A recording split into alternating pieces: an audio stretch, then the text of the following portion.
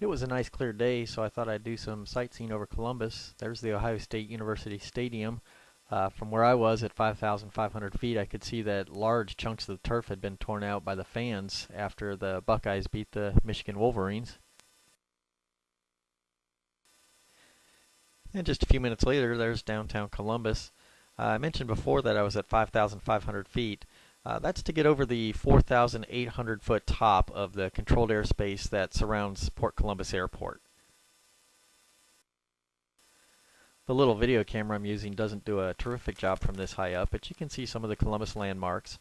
At this point I'm heading in a southerly direction along the eastern edge of town, so looking to the west you can see the Olentangy River and the COSI, which is our Science and Industry Museum, right on the banks of the river.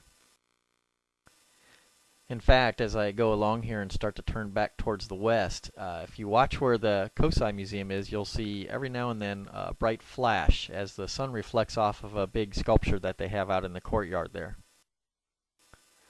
As I'm flying along here, I'm in a bit of a forward slip. I'm holding right aileron to keep that right wing down out of the view of the camera, but I'm also holding quite a bit of left rudder to keep the airplane headed southerly and not start my turn over town too soon. When I do want to turn, it's a simple matter of just letting a little pressure off of left rudder and the plane will go ahead and turn off to the right. You can see I'm a little bit off the rudder now and making some more of the turn around Columbus. And now is when you can see the flashing from that sculpture down there at COSI.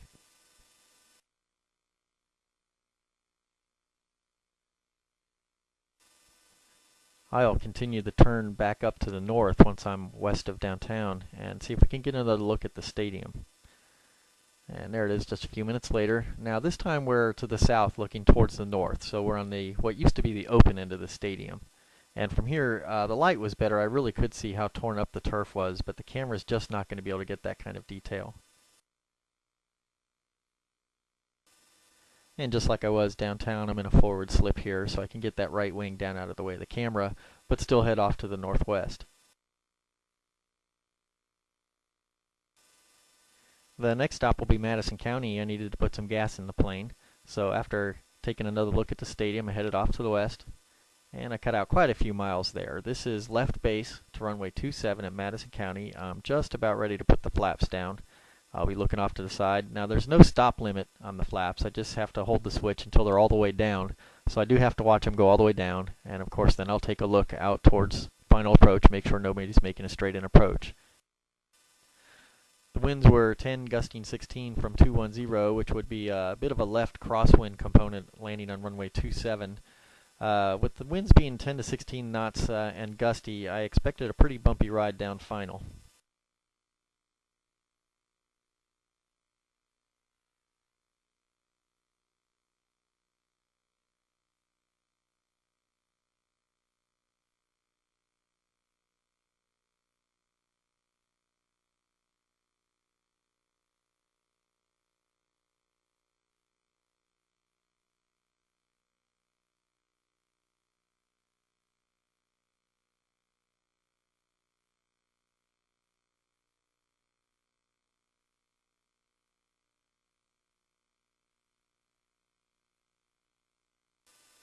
This is a part where I wish I had a microphone that would let you hear the engine. With the wind gusting the way it was quite a bit of throttle work to maintain a steady glide slope.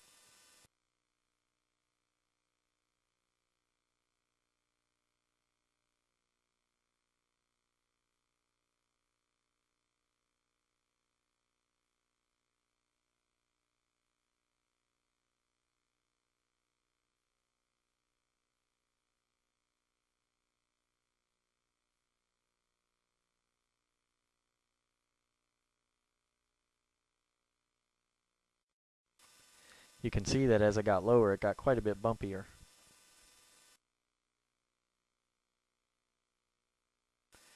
There was nobody in the pattern behind me, and there was a plane sitting there ready to take off, so I decided I'd land a little bit long and get off the runway a little bit quicker so he could take off. It ends up being a pretty rough landing, and I don't make that first turnoff, so I really didn't do the guy any favors. I'll cut out the embarrassing part where I have to taxi down to the next turnoff.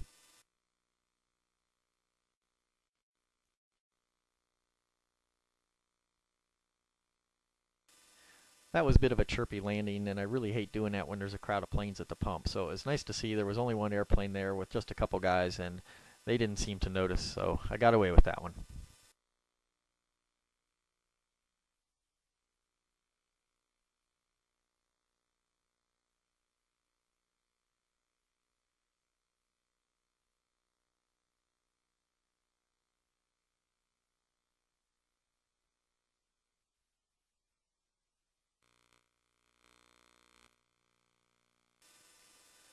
Look at the windsock as I'm taxiing out for takeoff on 27. I see I still have quite a bit of wind from the left. This is an interesting takeoff because the airplane already has a tendency to turn left on takeoff because of the torque of the engine and propeller. And with the weather vane action of that wind from the left, it really takes quite a bit of rudder to hold it straight down the runway. There's also a headwind component to the wind, so I should get a reduced takeoff roll. It shouldn't take very long at all before I'm off the ground.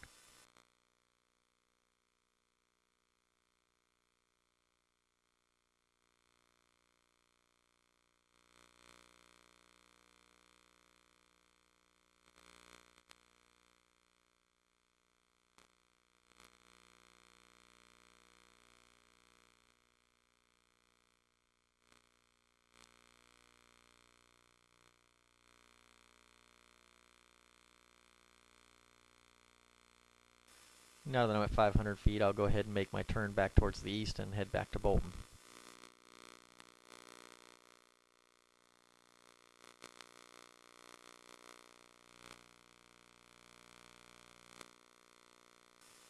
This would be the arrival side of the airport for anybody landing on runway 27, so I'm doing quite a bit of looking around to see if there's anybody entering the pattern.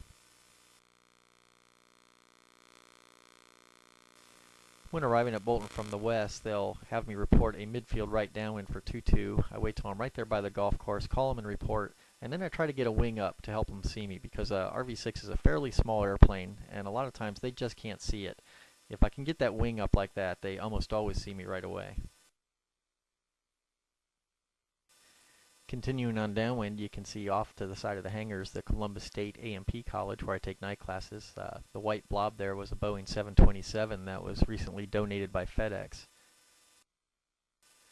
Because the wind was 10 to 15 knots right down the runway, I'll start my base turn just a little bit earlier than I normally do.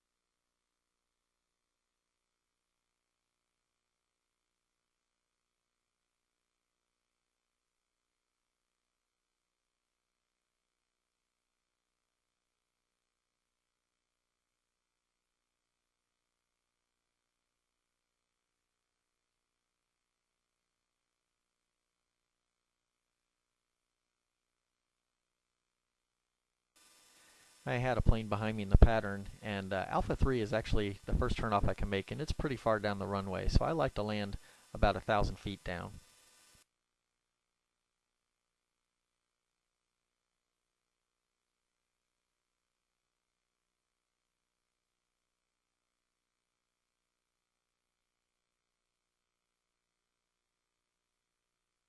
That set of striped lines there we're crossing right now is the 500-foot mark, which is actually where I'm about to touch down. So I did land a little bit short of the 1,000-foot mark, and you'll see that leads me to a fairly lengthy rollout.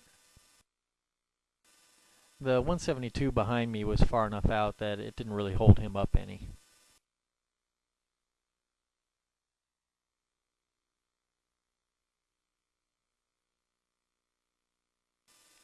And here we are taxiing back to the hangar.